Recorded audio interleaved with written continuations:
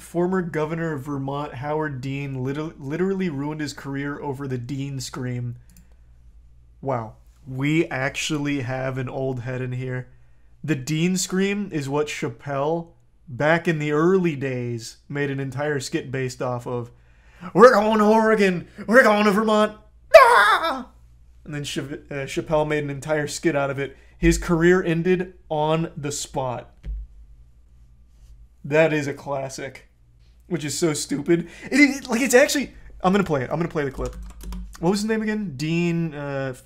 I'll just do Dean Scream. It's crazy to think of this now because at this point, this guy would get 1 million Twitter followers overnight and become a TikTok sensation if he did this right now. But this ruined his entire political career. This one moment. This one goofy scream. And you know something? Tell him, Dean. You know something?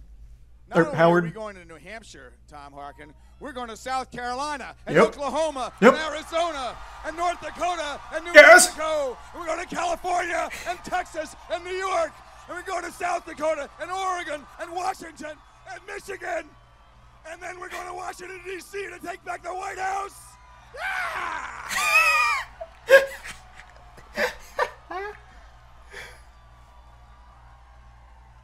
Fuck yeah, Howard!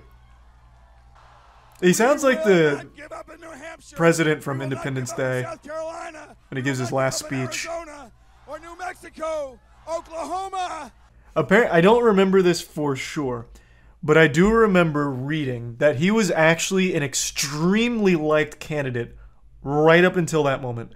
I'm going way into the data banks of my brain for that, but I think I remember reading that going into that, people fucking loved him.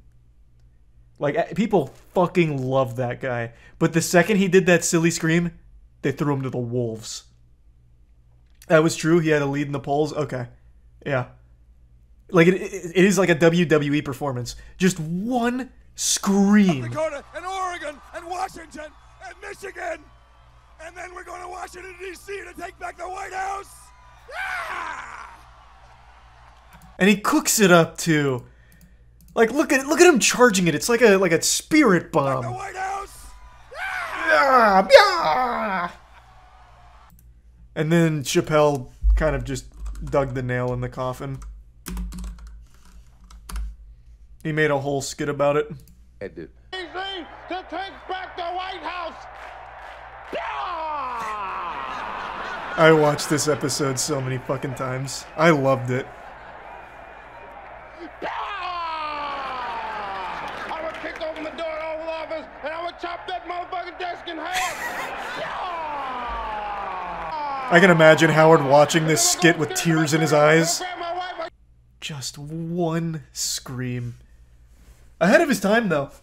Like I said, if he did this today, he would be extremely popular for it. And he'd get a lot of new fans.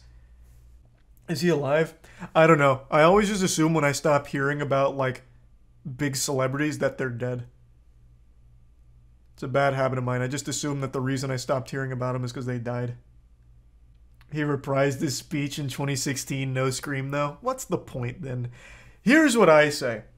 I think Howard Dean should get the cobwebs off. You know, get on his dancing shoes again and make a run for it. But this time, invest heavily in the Dean scream. I think that should be the focal point of all of his campaign rallies. Build his whole brand around that and give it another crack. You could be his running mate. Yeah, I don't want to be his running mate. I'll be his campaign manager. I'll design his appearances. I'll have this man going on like Twitch rivals for games he doesn't even fucking play just to keep saying, yeah. Get Howard Dean in the next Smash tournament? Oh, yeah, have him casting Smash. But then wouldn't he become the breathtaking? No. I think it's a little different with the Dean scream. I legitimately think he got done so dirty. I don't know why that scream ruined him. Like, I really don't, to be honest. I don't know why people got so upset at the Dean scream back in 2004. It was used to trivialize his platform by his own party. Oof. Rough. Friendly fire, Sag. I mean, that is Sag. Imagine getting ruined because you got a little too excited, so you made a silly noise. Sometimes when I get excited, I fucking squeak. Like my actual throat like makes a squeak that comes out. It sounds like a dog toy. I could never make it in politics if you get fucked for something like that. I'd be out in the first debate. Or weren't you gonna run for mayor with Andrew? No, I just thought that was a really silly idea. Of course I wouldn't actually fucking run for mayor. They sampled the Dean scream in Breaking Bad. Oh, really? What? When? I don't remember that.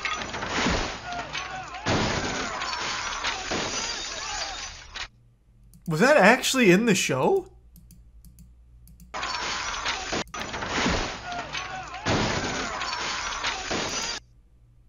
Wait, what? That... No shot. This has to be a meme, right? Why? Like, that doesn't even fit here.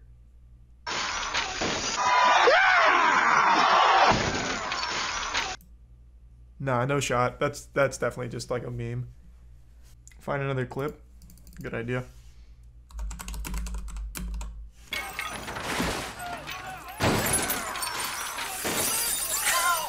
No way! What? Why is that even there? What? That had to just be there as a joke. Yeah, it had to just be like a little joke with the crew. Yeah, I mean, it adds fucking nothing to the scene at all. Like, it's just a random sound effect. It's like the whip cracks in Johnny Test. They must have just, like, been, like, laughing about this and threw it in. Audio engineers love the shit out of this. Think Wilhelm scream. Yeah, but I feel like Wilhelm scream is only used as a joke, right? Like, there's no way they actually use the Wilhelm scream seriously anymore. Like, that's just an audio engineer goof. Same here, though. Yeah, true. I wonder how many other times the Dean scream has been slid into movies and shows. The things people get mad about on Twitter always blow me away.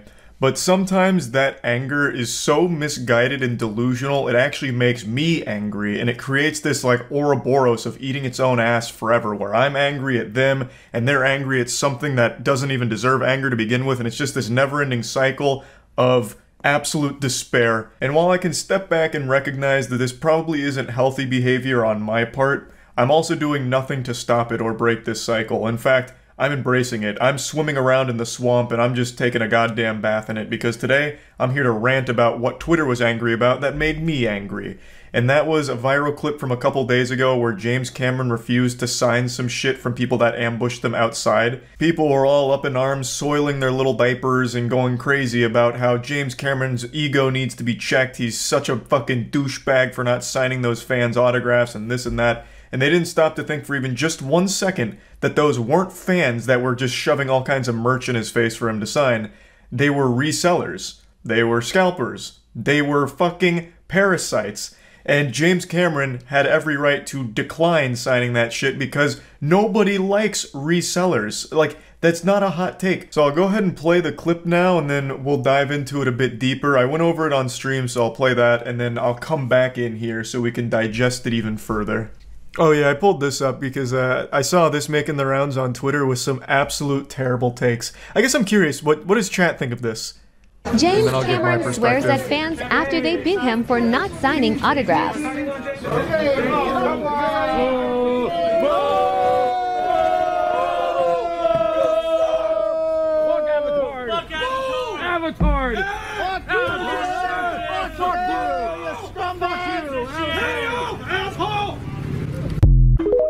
Okay, so that's the clip. That warms my heart seeing overwhelming W's. Twitter was the opposite. Twitter got so upset for James Cameron, and I think it's because they have to be like actually 11 or brain dead. These aren't fans. These are scalpers and autograph resellers. I think James Cameron fucking ignoring them, not signing their shit so they could peddle it for some kind of crazy markup online is a fat fucking dubski for James Cameron. And the way they reacted to not getting that autograph, that sense of entitlement is sickening. One guy had the gall, the chutzpah, to say, "Pay up, asshole." Pay up, asshole. As if he fucking owes you that when you're just gonna go on Craigslist and try and resell that fucking dirty sock you're having him autograph or whatever. Absolute parasite vulture piece of shit. I hate it. And I felt like I was taking crazy pills, because on Twitter, all of them were the opposite. James Cameron needs to get his ego checked. I'm not watching Avatar anymore. James Cameron's such a prick. Maybe James Cameron is a prick, but, like, I don't know enough about him to say that. The movie was good, and I think this behavior, it made me like him. Like, it's just the disconnect, and like, the lack of ability to figure out that these aren't fans, it's people just trying to sell his autograph. Oh, it made me furious. I got heated. Exactly, he does not owe anyone an autograph. If these were fans, I would imagine he would be more inclined to sign their shit, as opposed to being ambushed by paparazzi, scalpers, and resellers out of the fucking back door here. And then, like, immediately heckled and shit on. Yeah, it was a certified Twitter moment seeing the top replies to this. Oh, the Reddit comments are on his side. On James Cameron's side. It was just Twitter. I saw it first on Twitter. Twitter is home of brain rot. It's only getting worse too, man. It really feels like people are getting dumber and dumber and dumber on Twitter, man. It's weird. I felt like this should have been overwhelmingly in support of James Cameron here. Because, like, it's not even a hot take. Nobody likes paparazzi, no one likes scalpers, and no one likes just autograph resellers. And yet, for some reason, they all dogpiled on James Cameron for this. Like, I don't know what happened. Once again, going back to the initial clip, the immediate outrage at James Cameron and everyone yelling and screaming at him and all their voices sound like middle-aged chain smokers. Just, like, that's not a rational response to this. Again, even if they were fans, they're not entitled to an autograph from James Cameron. But it's very clear these weren't fans to begin with. They were people looking to make a profit off selling his signature.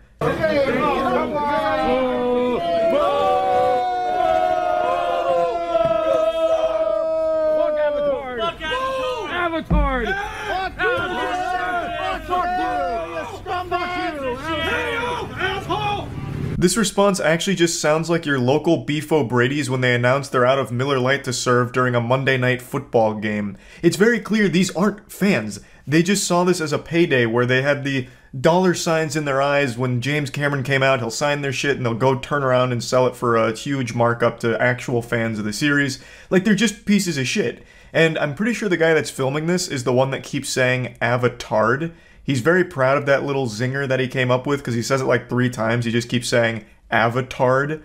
And I know some people were like, oh, James Cameron took it so far with giving them the finger.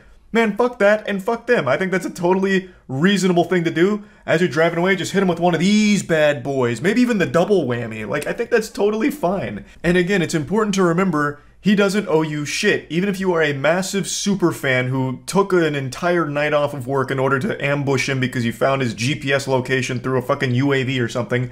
Like, even if you were a big fan that just wanted an autograph for your own personal use, he doesn't owe that to you, and you can't be upset if he declines to sign it. Being disappointed is a totally normal thing to respond with, like, oh man, I would have really liked that autograph. But this kind of, like, absolute, like, immediate uproar is craziness.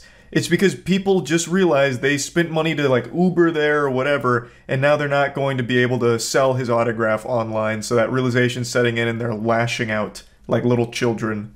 And I really think the response to this clip is very telling of, like, the general mentality of Twitter users, this sense of entitlement.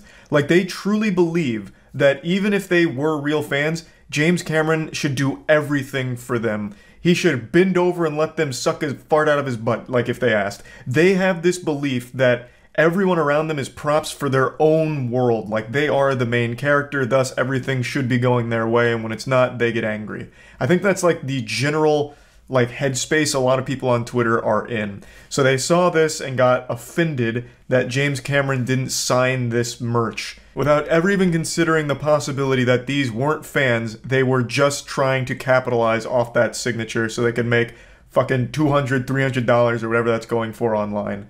Like, it's just, it's silliness, and it made me upset. It got me heated. It got me steaming a little bit. So I just wanted to talk about this a little bit, and that's about it. See ya. Jeffrey Bezos, one of the richest men in the world. He serves as the perfect example that money can't buy happiness and it can't buy social skills. This dude is a walking cringe compilation. Now, he hasn't always been this way. I remember a couple years ago there was a blackmail attempt where someone had pictures of his bulge. I don't think it was full-blown nudes, like they didn't have his full cock and balls wiener exposed or anything, or like butthole pics or anything like that. I believe it was just his bulge, and they were threatening to release it. And he's like, yeah, go ahead and do it, pussy. I don't care. He had this like fucking turbo Chad stance. He's like, yeah, go ahead and show the world my massive penis. Oh no. And I was giving him like a round of applause. I was like, damn, what a way of handling that. But now, ever since he went to space, he came back like a super cringe master. Now, of course, most of you are going to remember like a month ago, he had this beautiful speech the first time he went to space, where he thanked all of the Amazon workers and customers for paying for his space trip. I want to thank every Amazon employee and every Amazon customer, because you guys paid for all of this. So, seriously, for every Amazon customer out there, and every Amazon employee, thank you from the bottom of my heart. I don't know about you, but as a man who's used Amazon before, I had tears in my eyes, finally, getting a little appreciation for my hard work here and my shopping habits. I was listening to this, pumping my fist like, yes, Jeffy B, glad I could help. You know, I think this is up there with one of the best speeches of all time. In the same conversation as something like JFK's "We choose to go to the moon" speech. This was just so powerful, and it's incredible that Jeffrey Bezos, in all of his wealth, still finds a way to be so down to earth. But not literally, because no doubt when he was in space, he probably shit in the toilet and just sent it back down to our planet, our forsaken little space rock. Just as a reminder of our place in Jeffy B's grand scheme here, he can literally shit on us whenever he wants to. Now, Mr. Bezos has always been known as a man of class, so I really appreciated him giving thanks to the Amazon workers that made this space travel possible, and I'm sure they appreciated the gesture. As they were pissing in their bottles at the warehouse, I'm sure they had a faint smile on their face as they were celebrating their CEO's success. Now, this is not the most recent thing he did, but I just thought it was worth mentioning because Jeffrey Bezos has become the fucking spicy cringe deity supreme. It's actually incredible how often he's able to embarrass himself like this. What happened yesterday, though, is the new gold standard for billionaire embarrassing moments. So he sent William Shatner to space, Captain Kirk, and when William Shatner returned, he had like a life-altering experience. He was extremely moved. Jeffrey didn't give a fuck. Is it different than what you thought? It happened so quickly. You know what the impression I had that I never expected to have. I love how desperate Jeff Bezos looks to just get the fuck out of the conversation. He looks like me back in high school trying my best to pay attention in class, but not doing a great job of even faking it. He is so bored out of his mind, he just wants to go butt chug some champagne with the boys and girls over there at the frat party. Is you're shooting up. Oh my God. Give me a champagne bottle. Come here. I want one. I want to hear this. Here. You want a little of this? Hey.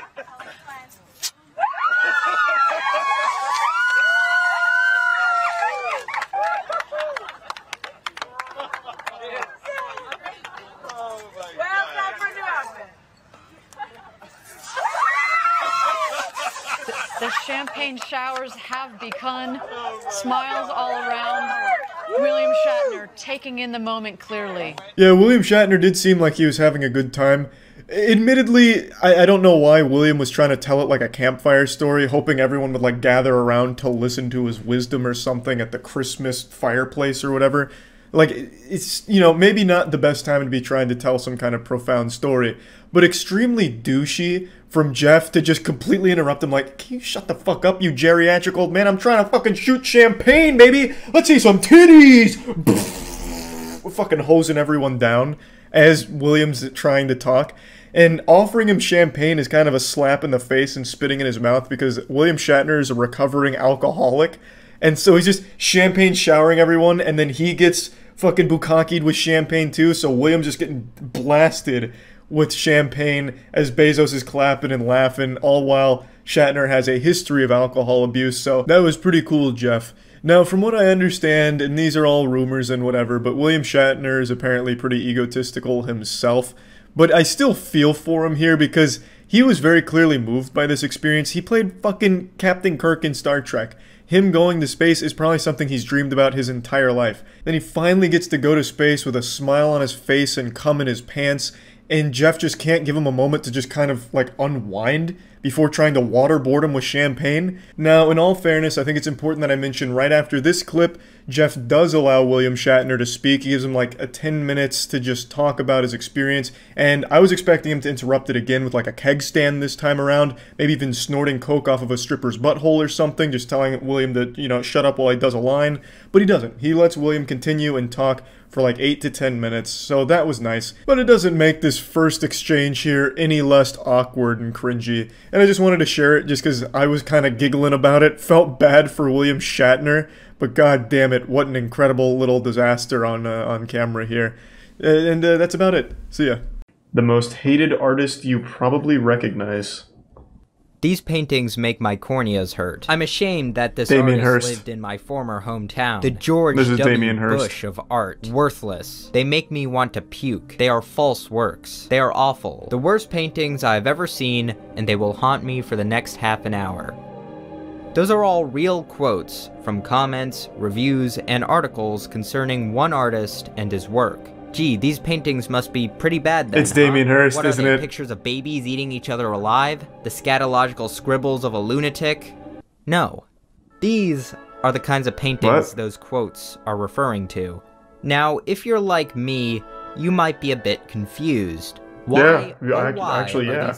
These are works Artists by suck. the late artist Thomas Kinkade. God damn it. You could make a very good case that Thomas Kinkade was the most successful artist in the 21st century so far. His works can be seen on mugs, t-shirts, calendars, and probably somewhere in your grandmother's living room. Thomas Kinkade's own company claims his work can be seen in 1 out of every 20 American homes. And at the height of his career, his company generated $130 million in sales in 1 year. Now I could totally see I hate Thomas Kinkade with every fiber of my being. Our long Channel that energy to someone that deserves it, like Damien Hirst. With liking Kinkade's paintings, but, in my opinion, there is something wrong with people that like his paintings. Yeah, that's basically the same thing. What could have possibly prompted such venom from a few cottage paintings? What you'll find is that the reason for this hatred may have less to do with the art itself, and more to do with matters of taste, the art world, and even as you saw in the last comment,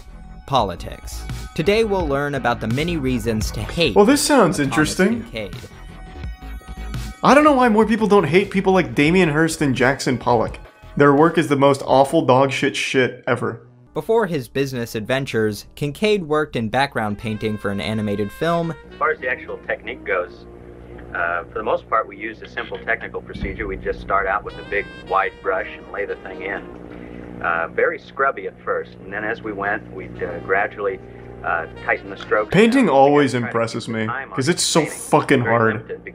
And it worked. There are people who were it looks fine about these paintings. Clearly, many are willing to pay for reproductions, and many collect them religiously. The people who buy them are glad to have them. They find comfort in them. It is estimated his business brought in $100 million in revenue annually. Art is always subjective. Yeah, until it comes to Damien Hirst or Jackson Pollock, then it is objectively dog shit. You'll find a lot of negative reviews that use the word kitsch. This word appears everywhere. Kitsch, kitsch, king of kitsch. But what is kitsch? My first vague understanding of the word was something that's popular but also poor quality. The Oxford Art Dictionary attempts to define it as objects or design considered to be in poor taste because of excessive garishness or sentimentality, but that might be too narrow. According to cultural critic and philosopher Walter Benjamin, kitsch is, unlike art, a utilitarian object lacking all critical distance between object and observer. God, these people are so fucking pretentious, it hurts. It hurts. Effort. Pretty much any art that looks like it takes talent, people don't like in the art industry. I guarantee you Damien Hirst, Jackson Pollock, all of like your most famous artists, like more modern artists, I guess Jackson Pollock doesn't fit into that. I guarantee they couldn't draw a single person's face. They couldn't paint a single thing that looks like anything. It's just abstract dog shit that even a child could make. Yeah, I remember Bob Ross was shit upon by most, like, fart-sniffing artists back in the day. I do remember that. Again, anything that looks like it has any form or shape to it, or anything that looks like it took time and effort, is very frowned upon in the community. Thomas Kinkade has been... He looks like such a wholesome guy. Norman Rockwell, mainly because of his appeal to American values and usually cheerful scenes. Some have even put both their work into the same dreaded category of kitsch. But I think a more fitting comparison is Bob Ross. Ah, boy wonder. Now, I love Bob Ross. I mean, who doesn't? But yeah, I how could you really not? call his work challenging. In fact, one can make the case that it is kitsch.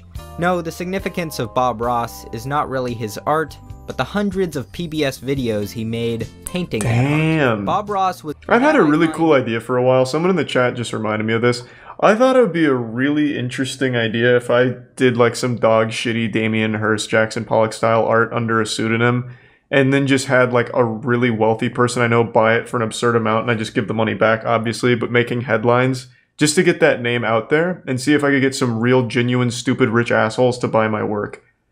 So I was wondering, it's something I've been thinking about doing, but I need to find who would do it. I was gonna try and ask Gronk about it, but I just feel like he really wouldn't. I don't think he'd want to, but I really think it's a good idea, because most of these big artists like Damien Hirst are big because they know rich people that buy the fucking art from them for money laundering purposes. And I feel like you can replicate that if you just know someone with a lot of money. Isn't that illegal? Yep. But that's how all big modern artists start. Look up Damien Hirst's history. He doesn't even make the art himself anymore. He has people paint the polka dots for him. But he sells it as his to people he already knows. The painter of light. Wouldn't saying this out loud fuck you in the future? No, you'd never know it's me. I'd have a cool pseudonym. Not something I would consider a remarkable use of Bramian Burst. These guys, Cade was also not shy to talk about his Christian beliefs and conservative family values. The prominent light so often seen in his paintings, he said, represented the light of God penetrating the darkness. The number one quote critics give me is, "Tom, your work is irrelevant." Now that's a fascinating comment. Yes, irrelevant to the little subculture, this microculture of modern art. But here's the point. My art is relevant because it's relevant to 10 million people. That makes me the most relevant artist in this culture, not the least, because I'm relevant to real people.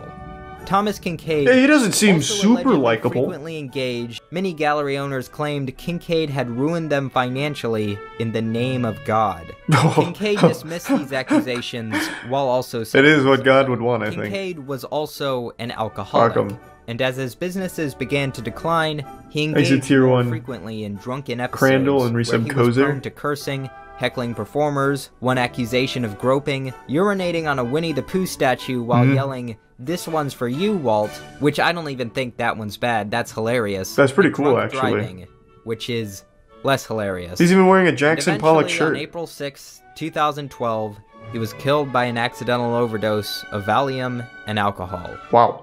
If you're still wondering how people could hate a Thomas Kinkade artwork for political reasons, well, it's because the artist himself politicized them. That's how you can get articles like Thomas Kinkade, the George W. Bush of art.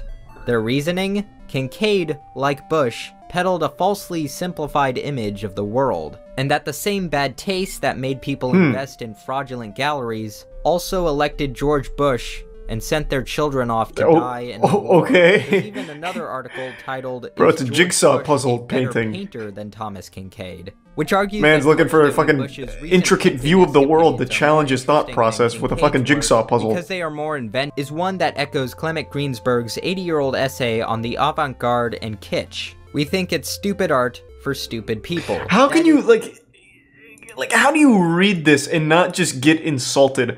Like, reading pretentious garbage like this is so upsetting to me. Like, you can say the same thing without looking like a douchebag. And then, of course, this. We think it's stupid art for stupid people, yet people paying millions for Jackson Pollock's absolute trash. I always go back to Jackson Pollock and Damien Hirst, but there's millions of others. But, and I know this is like a cardinal sin according to art critics, I don't hate Kinkade's art. There are some paintings I like. Some I wouldn't mind having a print of. Quite a few I find excessive, and quite a few I find downright horrendous. People often insult Kinkade's work by calling them greeting card illustrations. Well, Greeting cards need illustrations, don't they? Or else they would just be white pieces of folded paper with Sure, text. checkmate. And hate them or love them, maybe the kind of vicious hatred for his art from the art world still seen today. I am curious, what gets seen in high-class museums now? I'm pretty sure all of it is that super trash thing, like a banana taped to a wall, or like Banksy's balloon picture, stuff like that. Let me see. What is like the most modern art exhibition that just happened? There's got to be something for 2021. Well, I mean, even on just their homepage, like, their art collection here is kind of ass. Looks like these kids did this. Looks like they vandalized an art piece, but this is apparently the piece that's on display. Like, this is the cool art, I guess. I don't know what this is, like a used hand towel or something. Like, they dumped some kind of staining liquid on it. Oh. Wow. They're doing a good job here. Wow. Sewing as the world ends. I wish that I had sailed the darkened seas. You gotta really stop and digest this one, actually. There's a lot going on here. It's everything that it's not saying. And that's what makes it so powerful.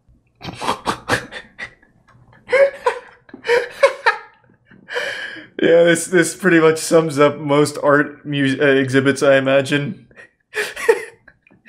Here's some canvases that there's like some scribbles on it somewhere in there. I don't know, just hang it up, put like 50 grand on it. Someone's gonna buy it. Wow, this looks fun. Fuck, it really makes you think. This is like when Squidward went to that place to be all alone. This is just a bunch of boxes. Merlin, you've outdone yourself here. And exquisite. Like, you have to ask yourself, what's in those boxes? Are we purchasing too much? It's a display of excess. And you see how the boxes aren't all lined up the same? There's a pattern to it. There's order in the chaos. And then you also have to wonder who packed these boxes. Is it Amazon workers that are miserable and you can feel the hate? Is it someone like maybe a home business with a family that packed the... There's just so many things you have to ask yourself. This really is a challenging piece. I don't know what is this evidence in like a crime scene or something? I don't understand. It's a melting seal? For an Eric Andre skit, they had a really obvious fake art setup that was meant to be destroyed and nobody even noticed. I think I remember that, vaguely. There's been a couple people that have done that. I don't remember who, but someone set up an art exhibit that was open to the public, and it was just nothing. It was just an empty white room, and that was the art. And people went in there and were taking pictures and losing their mind over it. Art, like modern art, is one of the most bafflingly outrageous things to me. And the thing is, I never see anyone defend it. I literally never see anybody online defend it that isn't also laundering money with art themselves. Like, it blows my fucking mind. Nowhere on the internet do I see anyone like, no, Charlie, actually, Damien Hirst's pieces are pretty thought-provoking. Those pills kind of changed my life when I saw it. Nobody says that. But like the pretentious, weird art world where everyone's super rich and dumb. His paintings are some of the most overtly political and excessive oil paintings out there. And like Kincaid, they are technically competent. I wouldn't say they are breathtakingly skillful, but he's probably a better painter than most people. His paintings were serene, peaceful, perfect scenes without pain or suffering. Ironically, his life was anything but. Behind the artificiality of these idyllic scenes is the all-too-real reality of human folly. That was a very nice video. That was very interesting. People keep recommending this Jose Canseco video. Baseball doesn't exist. He's introduced the game's biggest stars to steroids and then told on the game's biggest stars for doing steroids. He's been called a liar, a cheater, a drug addict, and a wife beater. He's fought a man who's 7 feet tall, and he's fought a man who's 5'6". He's been to prison, he's lived in a garage, he's been on reality TV shows, he's written 2 New York Times best-selling books, and has even claimed to have met aliens. Jose Canseco has done it all, and he's done it weirder than anybody in baseball history. Shortly after Jose Canseco was drafted, that's right, for an entire series of games, he didn't hit, he didn't field, he didn't do anything. He collected bats and balls, and was laughed at and made fun of by teammates. It's an important position, though. This was enough Someone's got to do it. Canseco too. He gained 25 pounds of muscle that offseason, came back to baseball, and quickly became the Athletics' #1 prospect. Probably be one of the very few, if not the only... Wait, is that true? For $5,000, you can hunt Bigfoot with Jose Canseco? That sounds like the best use of $5,000 ever. There can't be that many people paying $5 grand to hunt fucking Sasquatch with Jose Canseco. Do you think if we reached out, we could get him to come hunt the skunk ape instead? Someone's got to catch the skunk ape down here. I think Jose Canseco is the man for it. He would be the first player in history to hit 40 home runs and steal 40 bases in a single season. Everybody called him an arrogant show-off, and then that season, he did it. The first player in history to hit 40 home runs and steal 40 bases. And then everybody just called him an arrogant show-off who was the best player in the world. By the time he left Oakland in 1992, he had been arrested several times, once for going 140 miles per hour and leading cops on a 15-mile chase. Wow! Jose has since do they have claimed footage that of that? Also, anyway, in 1992, he was arrested again for He ramming kept his it car loaded into for his wife's car Bigfoot. during an argument at a gas station. This was the first time. Well, maybe Jose his got wife in was having an trouble affair with his wife, Bigfoot. but God Jose damn. maintains How that deep this does it was go, just I a wonder? simple- Before I forget, I have to know, is there footage of that police chase? At one point, That's gotta be fucking great. Jose Canseco going 140 on a goddamn police pursuit. Probably tossing baseballs and Bigfoot food out of the window or something, like bait. This wasn't even close. They didn't even give me like a Jose Canseco related video. They just gave me police chases. And then a Grand Theft Auto cutscene over here, basically. Jesus Christ. So, according to Canseco, he didn't hit his wife with his car because of steroids. He did it because he was pissed off at her, so you really can't blame steroids. I guess you have to blame him. You also can't blame steroids for the time his 20-pound tortoise worth $25,000 escaped his backyard into traffic, forcing a sheriff to save its life in 1991. He was also pulled over with goats in the back of his car in 2013. So he's like Dan Bilzerian, but less rich. But luckily, the goats were wearing diapers. Instances like this have always been part of. A few days later, the Harrisburg Heat, a professional soccer team from Pennsylvania, offered Canseco a contract, but I had to hurt declined. like shit. This may be the most memorable moment of Jose Canseco's time in Texas, and perhaps his entire playing career, but there were a lot of significant That single-handedly events that gave occurred him an while he played for the encephalon Rangers. injury. Probably the one with the Holy most shit. impact was Tommy Lasorda said Canseco seemed a little bit out of shape. He responded by calling Lasorda a chubby little fat troll who was the worst Humpty Dumpty pasta-eating moron I've ever seen. Yeah, so yeah, that Jose sounds was not reasonable. taking retirement very well. Get Canseco blasted, believed that he was nerd. being blackballed by MLB. He learned that because on they League knew of that he had Legends. such a huge... During this time, Jose began making money by allowing fans to bid for a chance to spend the day with him at his house while he was on house arrest. Potential activities That's so included hanging out good. by the pool, martial arts lessons, grilling steaks, and taking batting practice. A diehard Hey, I'm fan under won house this arrest. Come contest pay to hang for out with me. 25. Is there footage of Jose Canseco fighting? Oh, yes. How deep does the Jose Canseco lore go? However, Canseco's true athletic calling in recent years hasn't been baseball. It's been MMA and boxing. Yeah, His boxing career began in let's 2008 when he go. fought Vi Sikahema. He recently fought an intern at Barstool Sports and took a dive just to get money for the fight because he was broke. What the fuck? To be honest, I was thinking about that the other day. Like, I was pretty disappointed when Ben Askren got fucking blasted by Jake Paul. And it was pretty clear, like, he didn't care. He just wanted to get out quickly. I was thinking like that. Like, if I got challenged to a fight with one of the Paul brothers, I'd probably just take the check and take a dive instantly. Like, I'd just, like, fall right on the mat and just call it a day. It's like, that's speed running a fat check for doing nothing. Like, now I have nothing against Ben Askren for it now, the more I think about it. So if Jose Canseco pulled a Ben Askren, good for him. Dude's 90 years old. Contaminated with steroids and hunting Bigfoot. The fight was in Philadelphia. Vince Papale was the referee, and Canseco walked in with Vince a bunch of Papale? fake tattoos. Bonaducci is only 5'6", And he but the wore fight fake ended in a tattoos? draw, Why? although some scares. Canseco then decided to put his black belts in Taekwondo, Why would he Kung wear Fu, fake and Muay Thai to tattoos? use by challenging Like the Hong sponge Yan Choi. ones? Jose had no chance, but I guess he really needed the money, so he volunteered to get pummeled by one of the scariest people ever. The fight lasted 1 minute and 17 seconds, and honestly, it could have been a lot worse. But only a few months later, he returned to the ring to fight Todd the Punisher Polton, who was basically just a random guy from Massachusetts who's known for fighting a few celebrity boxing matches and Let's for go, having an insane Todd! face tattoo. Fuck Polton yeah, Todd! was 5'10", but Canseco won this fight by decision. The next Damn. year, Jose fought Gary beat Hogan Todd? in He's Little Rock, unbeatable. Arkansas before an Arkansas Travelers AAA baseball game.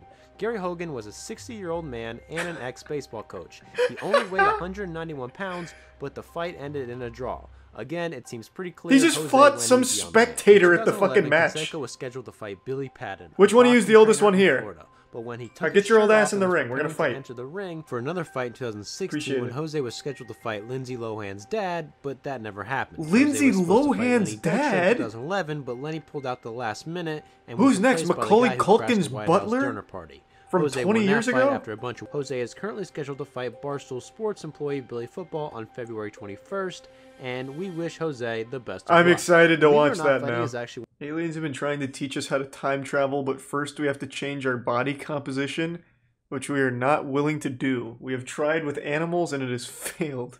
Well, if anyone was close enough to changing their body composition to be on a time travel wavelength with aliens, it's probably Jose Canseco. His body is composed of like 10% water, 5% blood, and 85% steroids. So he's probably like knocking on the door, like on the cusp, I would imagine. I mean, I can't speak for the aliens and their technology, but you know. At one point, he proposed to his girlfriend on Twitter. She ignored him, so he called her a quote-unquote egotistical bitch and easy lay. He posted... What? This is fucking wild! He proposed to his girlfriend through Twitter, got left on red, and then immediately just went on like the Reddit nice guy shit. You bitch! How dare you! Wow. Mark McGuire refused to show up because Canseco was there, but Jose apologized to McGuire anyway, and things worked out for Canseco. He was hired to be part of the Oakland broadcast team in 2017, but was asked not to return the next season after a series of tweets about sexual assault. And that's basically... What? I see the difference, I guess, because I was a good-looking guy and these politicians look like a bag of boogers.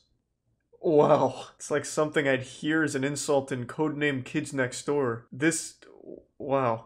And that's what makes Jose Canseco an American hero. Yeah, I mean... Nobody cares about you either, fat You got no balls, that's what you don't say to my face. This is crazy. Human feces. That was a lot more interesting than I thought it would be. This is the second baseball player that has the craziest fucking lore. What was the other guy's name? Paul Hamburger or something super American? What was it? The guy we watched last time? Oh, this is when he fought Todd the Punisher.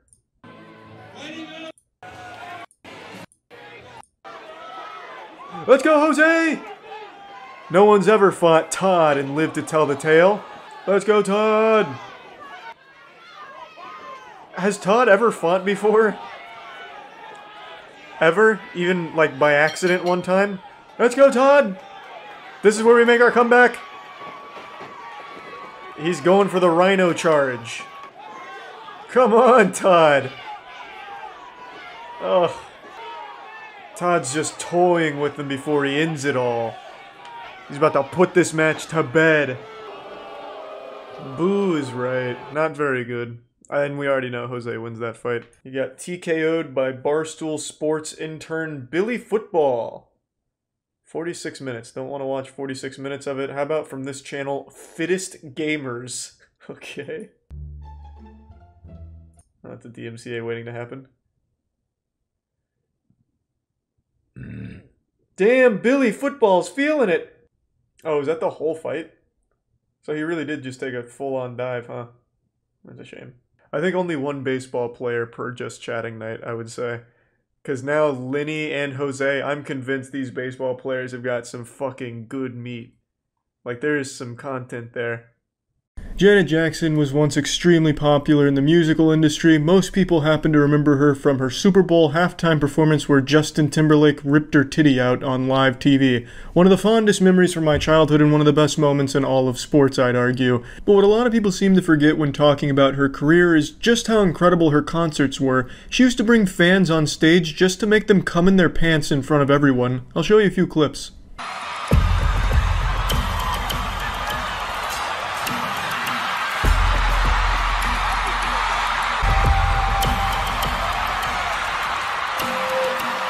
He looks like Darkside Phil when he left his webcam on while he was masturbating. This dude is in pure ecstasy right now and he's already filling his pants, just getting strapped to the apparatus. This is the face of a satisfied man that has really made the creamy wetness happen immediately.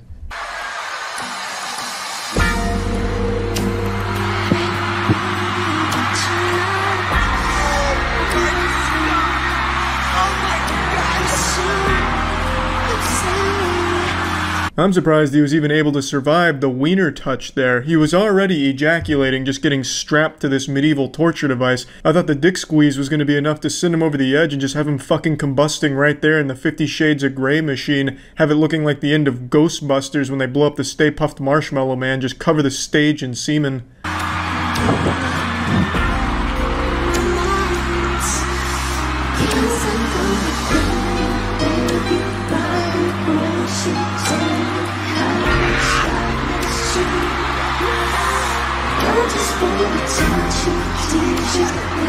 That was bold positioning from Janet Jackson right there. She put her head right between a bullet and a target.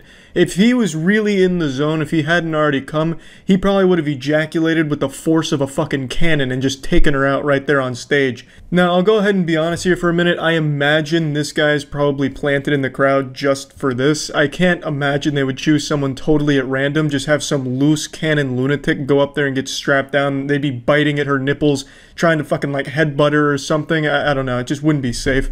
But maybe I'm wrong and it truly was a random selection. But there's 3 of these that I'll show you, and it all kind of plays out similarly.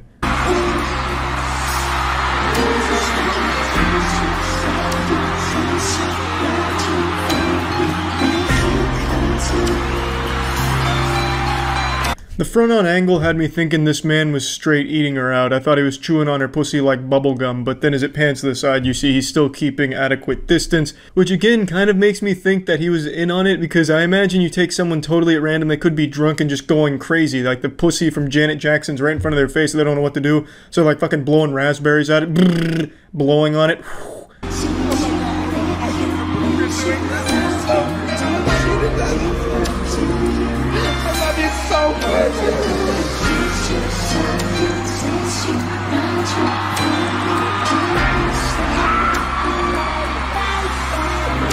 This is what concerts are all about right here.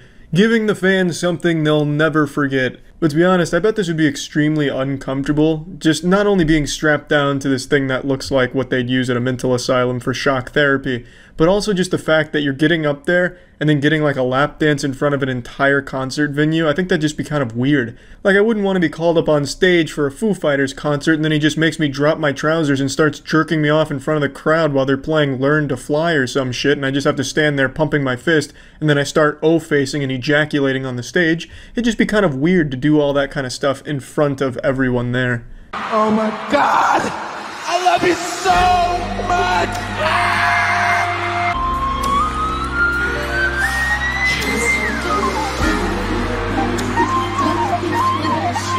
And this is where that gentleman died. He died doing what he loved, busting some fat nuts. Now let's go ahead and tune into another performance of this with a totally different person.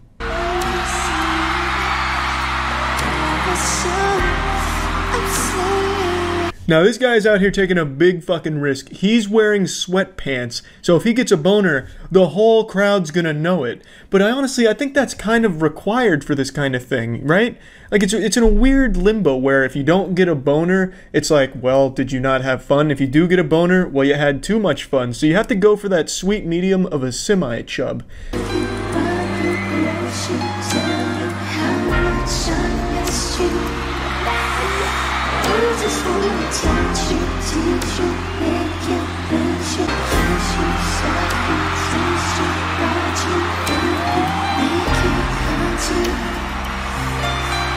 Unfortunately, the choreography is exactly the same. Janet Jackson does the same moves in all of her performances of this song. The only differences are in how much ejaculate is propelled into the pants and also what pants they're wearing. So while the choreography doesn't change, it's always enjoyable to see the reaction from the person up there getting the dance. Also, I just want to say I'm not a huge fan of the super tight spandex look or the Catwoman suit, whatever it is. I just don't think it's very cool. I guess the sexy appeal of it is the fact that it could split apart at any moment, so when she like thrusts her vagina towards his face, maybe the whole thing splits apart and then it's just bare pussy there. I don't know.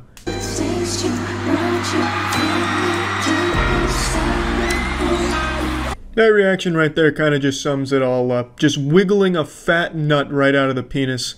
That's what Janet Jackson's concert performance here is all about, baby! Let's see another one.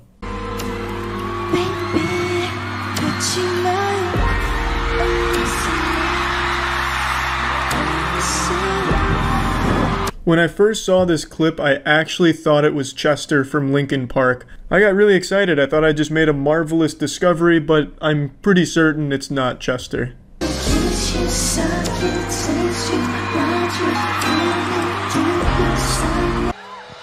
Thank you.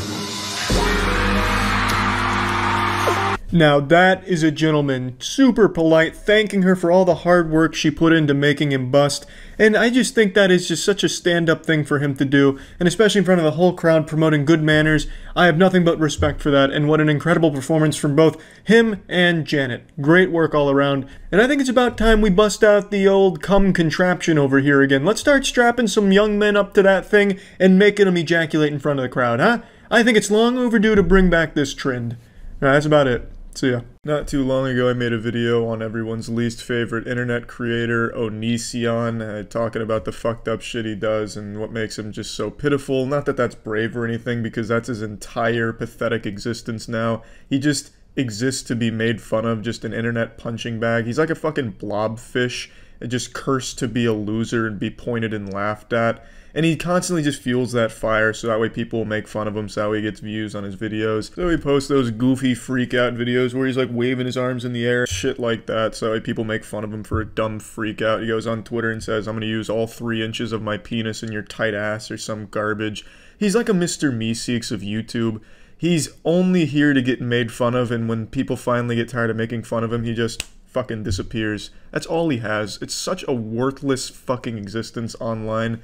But anyway, I swore with my cock on a stack of Bibles I wouldn't make another video about Onision. I wouldn't even mention his name. It'd be like Voldemort to me. But now I can't help myself. I have to talk about it because a champion has been summoned. Chris fucking Hansen has entered the Smash Bros. Arena and is now hunting Onision. There's no name more feared by predators than Chris Hansen. Chris Hansen is to predators what the Antichrist is to everyone else. He signals the end. Fear, terror, confusion, and a lot of times jail time. Chris Hansen is no lightweight, and now Onision's in his crosshairs. 911, what are you reporting?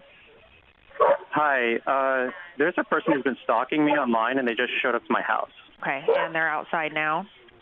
They have a bunch of camera people, like they're YouTube stalkers. I didn't see any weapons. I just saw like 6 guys in my driveway, and one of them is knocking on my door. Okay, and do we know his name at all? It's Chris Hansen.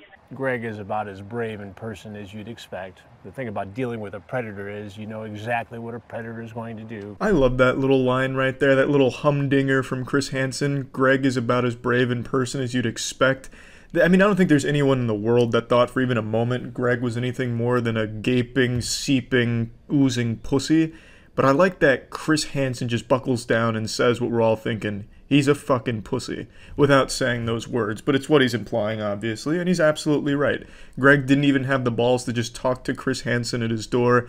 I'm actually surprised the 911 operator didn't hang up the second he said it's Chris Hansen, or send the squad cars out there to help Chris Hansen. So, in a nutshell, Chris Hansen has been digging through all of Onision's past, all of everything that's been presented for all the evidence, and then he wanted to go get Greg's side of it, so he went to Greg's house, and Greg immediately called the police. The police were making fun of Onision in his own fucking driveway, and some of the officers were fans of Chris, which is just icing on the little shit cake that Greg created.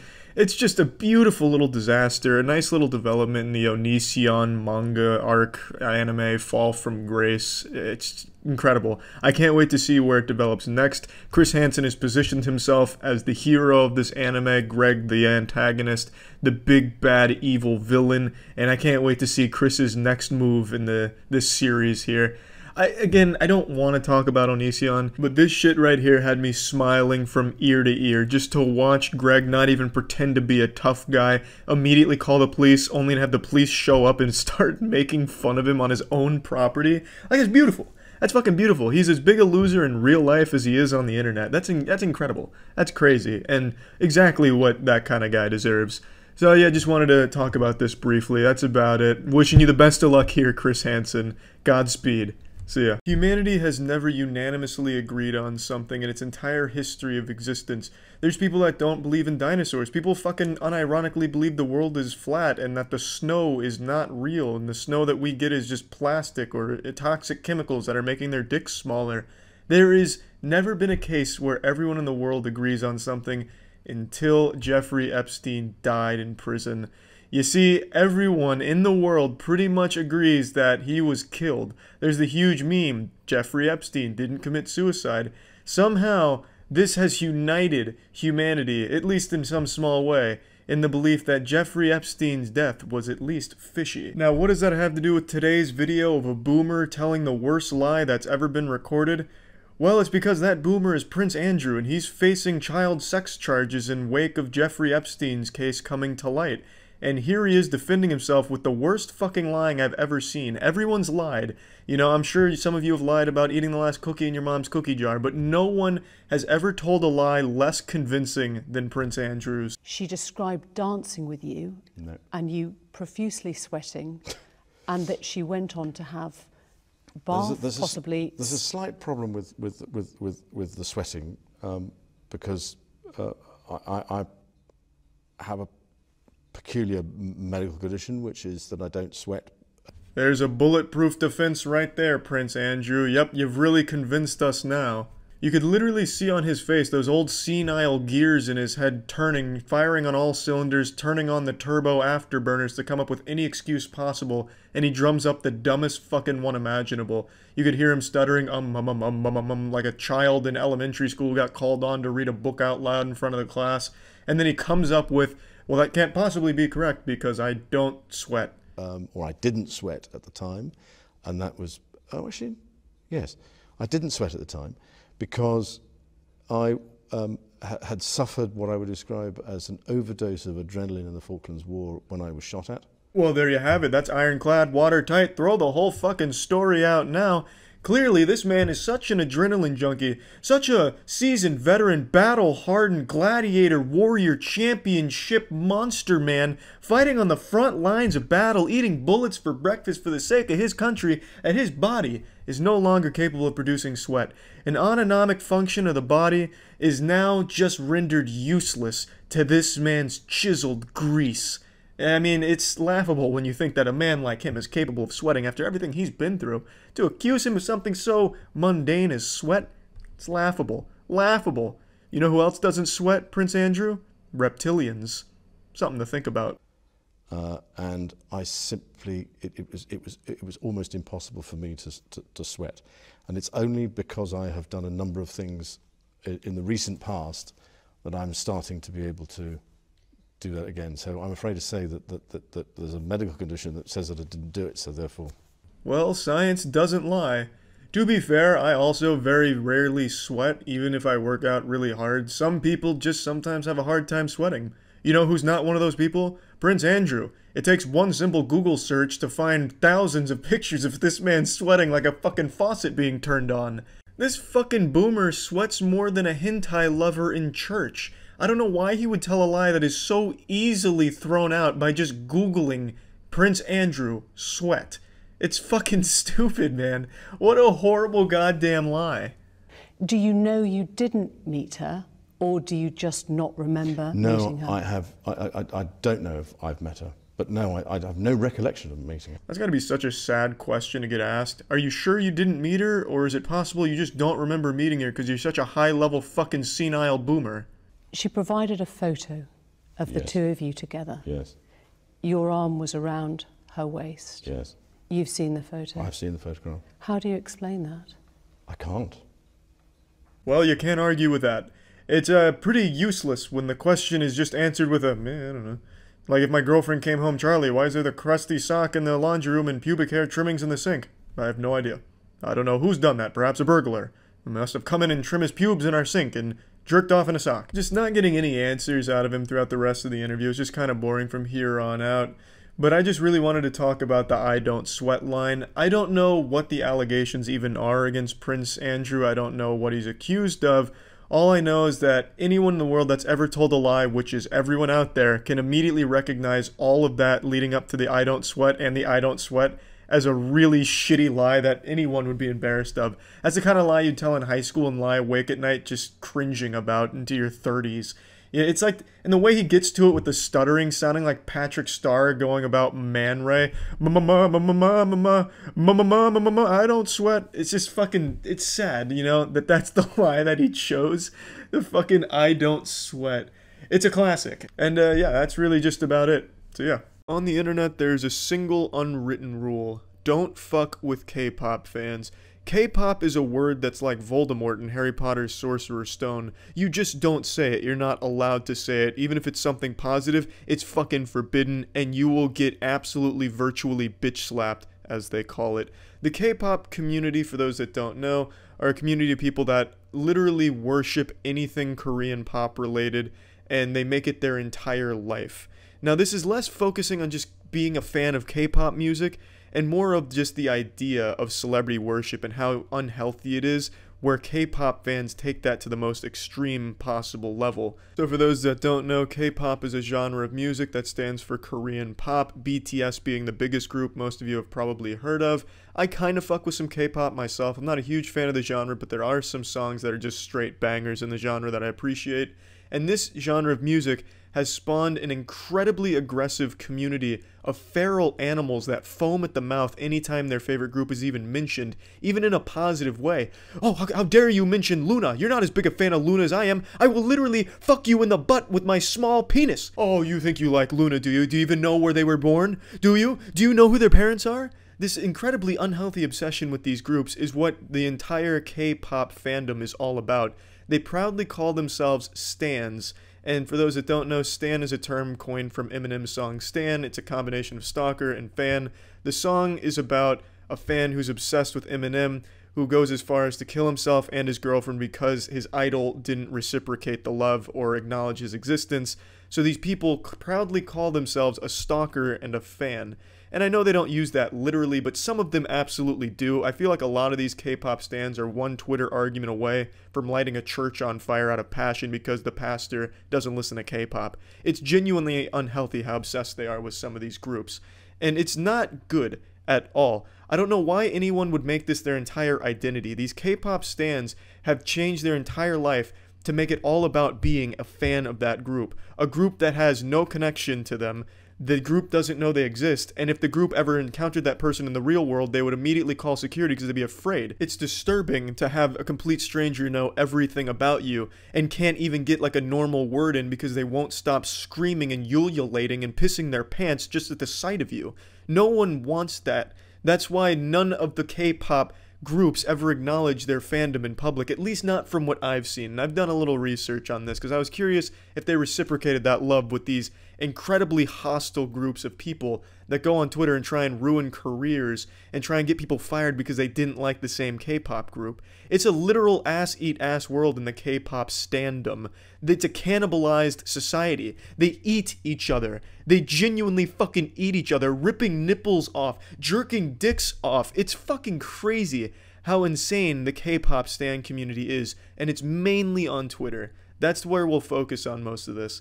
When you even make a tweet with K-pop in the title, you are getting shit. No matter what you've said, you are getting a shower of shit. Literal diarrhea. Because they just are immediately defensive and think anything with K-pop in it is an attack on them. I can't post any pictures because Twitter has really vague definitions of what constitutes harassment or brigading, so I'm going to assume most of you know what I'm talking about, or if you don't, you can easily find it if you even just search K-pop. I'm sure you could find a million arguments right now happening this second. And I think it's extremely sad because these people's entire lives revolve around being the biggest fan of a group of strangers. They like some of their songs, so now they have devoted their entire being, their entire existence to being a fan and stalker of that group of people. That's such a waste. That's genuinely just sad. And I don't think that's healthy at all. I don't know how anyone can proudly call themselves a super stalker fan. It's fucking sad. And the fact that they're extremely aggressive about it, it's fine to be passionate, and this isn't obviously to the entire community of K-pop fans. There's totally rational ones as well.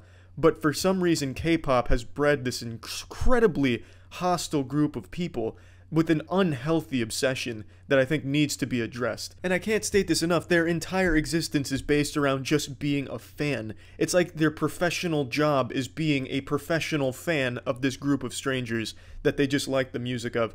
They fight full-time, a literal 9-to-5 job, fighting on Twitter for their honor, white knighting this group that doesn't even like them or acknowledge their existence, and it's fucking sad. It's pathetic. And it's fine to be passionate, but this is unhealthy obsession. I'm talking to all of the stans out there. You know who you are. You've replied to my tweets with their fucking 2-minute long clips of choreography from your favorite K-pop group. That's their favorite pastime. For some reason, that's owning the non-believers, really pwning the fucking K-pop haters by posting a full 2-minute video from one of their live performances where the camera is fixated on the one they have the biggest crush on. And it looks like a serial killer footage that they're showing because they have this entire group of people dancing, and yet it's focused all shaky cam, Cloverfield style, on one of them as they follow them around breathing heavily into the camera. It's fucking disturbing. You're not winning any arguments by posting that. You're just making yourself look like even more of a sociopath. I just really don't get it, and I don't mean to be so aggressive with the K-pop community because, again, not every single K-pop fan is like this, but there is a huge community of K-pop stans that are exactly like this and make the internet a really sad place, Twitter in particular, a really fucking sad place. Coming across a K-pop stan, I can't help but feel bad for him. There's really nothing more wasteful than worshiping a celebrity full-time. I don't understand how that dependency on a celebrity comes to fruition, how it breeds. I don't really get it. You don't know the person.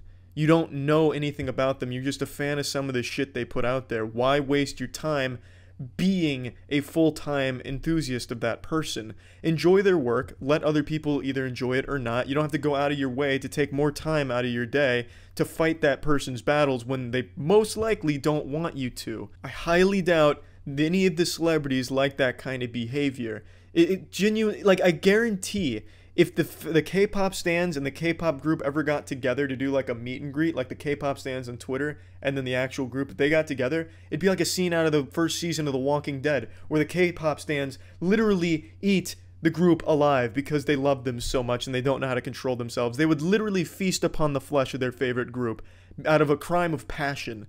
That's how fucking deranged they are, or at least that's how they act on Twitter. It's so fucking strange. And I feel like the K-pop enthusiasts are going to lose their goddamn mind just even knowing I said these things about them. But you need to take a moment of self-reflection and calm the fuck down. Enjoy your K-pop group. Enjoy whatever the fuck you want. But why act like such a goddamn asshole about it and make it your entire life to be that asshole about it? It's such a waste. A pathetic waste. And I think you need a hard look in the mirror to realize what a waste it is spending hours and hours of every day searching through Twitter, out of your way, typing in K-pop to fight battles. You know, these people get up in the morning and put on a sweatband, jerk off into a sink, and then get ready to have Twitter arguments. That is their plan for the day, it seems like. These people come locked and loaded, ready to just go as far out of their way as possible to find a tweet with 1 comment on it and 5 likes and start fighting them about K-pop. It's nuts. It's absolutely nuts, and it's fucking scary. It really is.